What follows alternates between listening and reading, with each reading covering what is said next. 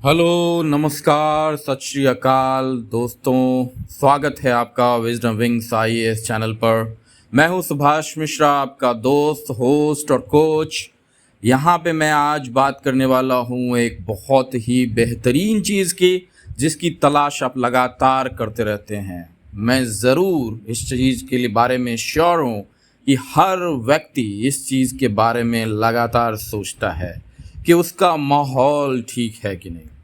माहौल के बारे में दोस्तों, अब 20 दिन बच गए हैं आपके बीपीएससी एग्ज़ाम के, और मैं लगातार डेली आपसे मुखातिब होता हूं। मैं आपसे कुछ ना कुछ शेयर करता हूं कि आप किस तरीके से अपनी थिंकिंग पैटर्न को सही रख सकते हैं, क्योंकि जितनी ज़्यादा दुर्गति लोग बनाते हैं अपने आप की, या असफलता उनको मिलती है, या देखिए, अगर आप गिरते हैं तो उसको असफलता कह दिया जाता है, जब आप उठते हैं तो उसको सफलता कह दिया जाता है।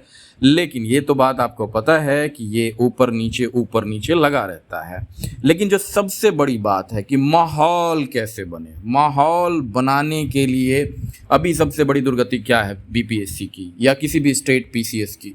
पर्टिकुलरली एक शायरी से मैं पहले स्टार्ट करूंगा, जो कि फैज़ अहमद फैज़ ने लिखी थी कि हमने दिल में सजा लिए गुलशन जब बहारों ने बेरुखी की है। हमने दिल में सजा लिए गुलशन जब बहारों ने बेरुखी की है। तो ये जो बेरुखी है आयोग की, यूपीएससी, यूपीपीसीएस, बीपीएससी, जेपीएससी और सारे पूरे इंडिया में कहीं भी कोई भी पीसीएस ऐसा नहीं है जो विवादों के घेरे में नहीं रहता है। और ज़्यादातर नॉर्थ इंडिया में हम देखते हैं कि बहुत ज़्यादा करप्शन रिडन इंस्टीट्यूशंस है, जिसके लिए हम लगातार आवाज़ उठा रहे हैं। और बहुत बहुत धन्यवाद है उन लोगों का, बहुत बहुत शुक्रिया और खैर मकदम उन लोगों का जो कि लगातार उठा रहे हैं इस बात को कि डेमोक्रेसी में वॉइस तो होनी चाहिए। इसी के लिए इतनी लड़ाइयाँ हमने लड़ी। और अगर 75 साल के बाद भी स्टूडेंट्स के राइट्स नहीं हैं, अगर डेमोक्रेटिक राइट्स नहीं है एज एन एडल्ट हमें, जबकि हम वोटर्स हैं, हम केवल स्टूडेंट नहीं, हम वोटर्स भी हैं, हम चॉइस करते हैं, हम चुनते हैं अपने रिप्रेजेंटेटिव्स को। तो कोई भी हक नहीं बनता ब्यूरोक्रेसी का कि वो हमारे ऊपर चढ़ के राज करे, क्योंकि वो जनता राज है। अब जनता दरबार लगता है। अब किसी भी ऑफिसर्स की ऑथोरिटेरियनिज्म नहीं चलेगी। उनकी अथॉरिटी बिल्कुल बाकायदा रहनी चाहिए, उनको अपने डिसीजंस लेने का हक और फ्रीडम बिल्कुल होना चाहिए। लेकिन ये जो बीपीएससी के चेयरमैन साहब या कोई भी व्यक्ति जो करते हैं, अभी मुख्यमंत्री जी ने इसमें लिया है डिसीजन, और मैं बहुत खुश हूँ इस डिसीजन से कि उन्होंने डिसीजन लिया। लेकिन सारी चीज़ों को अब मुझे ये ताज्जुब होता है कि मुख्यमंत्री को या चेयरमैन को ये ब्रीफ नहीं दिया जाता कि कौन कौन से एग्ज़ाम चल रहे हैं जिनसे बच्चों का एग्ज़ाम क्लैश हो सकता है। अभी बहुत सारे एग्ज़ाम चल रहे हैं, और तो आपके पास एक चार्ट होना चाहिए, आपको सारे एग्ज़ाम के बारे में पता होना चाहिए कि नेट का एग्ज़ाम कब है, यूपीपीसीएस का मेंस कब है, यूपीएससी का मेंस कब है। उस हिसाब से बनाइए ना भाई।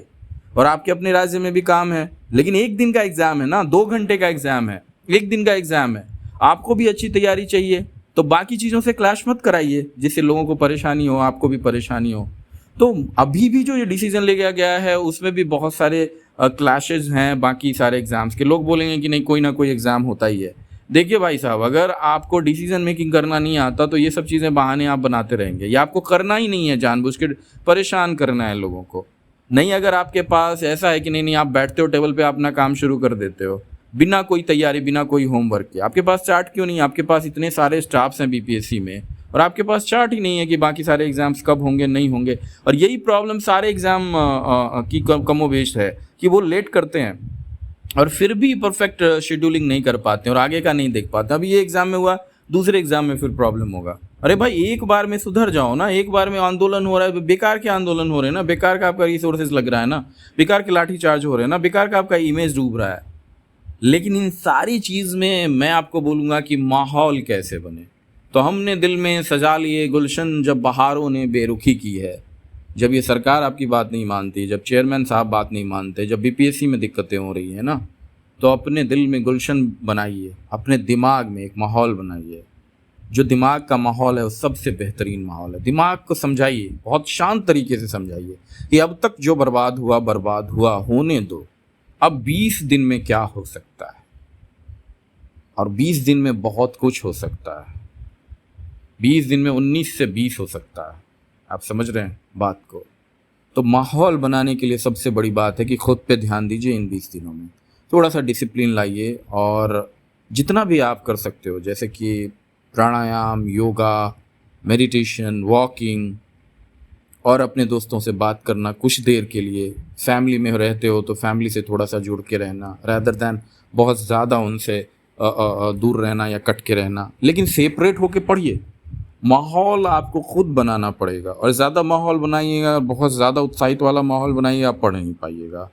चाहे आप किसी कोचिंग सेंटर में पढ़ते हैं, चाहे आप लॉज में पढ़ते हैं, चाहे आप खुद से पढ़ते हैं, माहौल क्या है? माहौल आजकल दूर रहना माहौल है। सोशल मीडिया से दूर रहना, जो अफवाह हैं उनसे दूर रहना, जो चीज़ें इधर उधर चल रही हैं उनसे दूर रहना, और एक माइंड सेट बनाना, एक ऐसा माइंड सेट जो मेंटल माहौल दे आपको, मेंटल इन्वायरमेंट क्रिएट करे आपके लिए। तो उसके लिए क्या कर सकते हैं हम?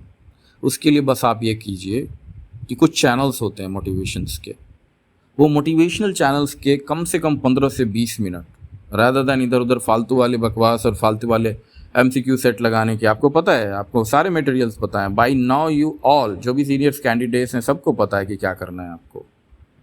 बस आपको क्या करना है कि ये फालतू जगह पे टाइम बर्बाद ना करके आपको इन्वेस्ट करना है 2 घंटे टोटल अपने आप पे, और 8 से 10 घंटे या 12 घंटे की पढ़ाई करनी है। और 20 दिन में कितनी टोटल हो जाएगी? अगर 10 घंटे का एवरेज भी आप लेते हो, 200 घंटे की पढ़ाई।